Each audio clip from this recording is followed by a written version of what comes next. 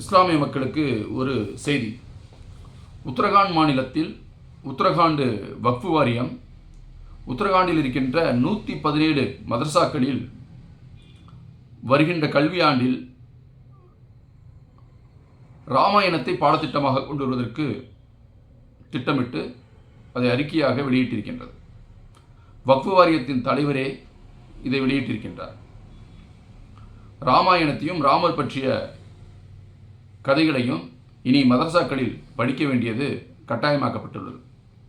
இது வக்ஃபு வாரியத்தின் மூலமாகவே மத்திய அரசு இதை செயல்படுத்தி இருக்கிறது.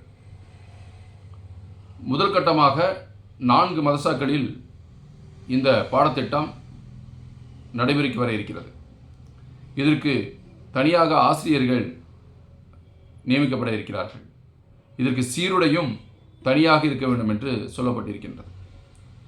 இப்பொழுது இருக்கின்ற பிரச்சனை என்னவென்றால், வக்ஃபு வாரியங்கள் அரசாங்கத்தின் கட்டுப்பாட்டில் செயல்படுகின்ற பொழுது இஸ்லாமிய மார்க்கத்தையும் இஸ்லாமிய பாரம்பரியத்தையும் பாதுகாக்கின்ற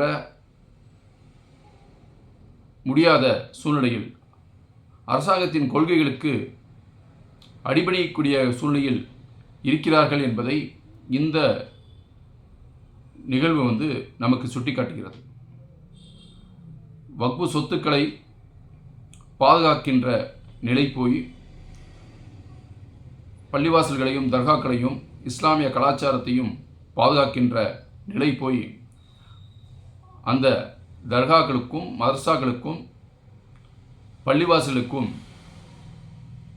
எதிராக செயல்படுகின்ற சூழ்நிலை வக்ஃபு வாரியத்திற்கு ஏற்பட்டிருக்கின்றது. இஸ்லாமிய அமைப்புகள், ஆலிம் பெருமக்கள், உலமா சபைகள், இயக்கங்கள் அனைவரும் இந்த விஷயத்தை கடுமையாக கண்டனம் தெரிவிக்க வேண்டும்.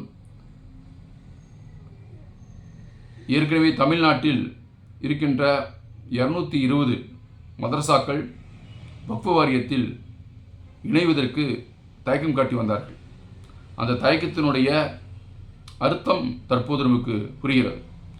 வக்ஃபு வாரியத்தின் மீது நம்பிக்கை வைத்து வக்ஃபு வாரியத்தில் நம்மை பதிவு செய்து கொண்டால் நாளை இந்த வக்ஃபு வாரியம் நம்மை பாதுகாக்குமா அப்படின்ற ஒரு அச்சம் என்பது அந்த மதரசாக்களிடம் இருந்தது. இப்பொழுது அந்த அச்சம் மீண்டும் உறுதிப்படுத்தப்பட்டிருக்கிறது. எனவே இஸ்லாமிய அமைப்புகள் இந்த விஷயத்தில் கவனம் செலுத்த வேண்டும்.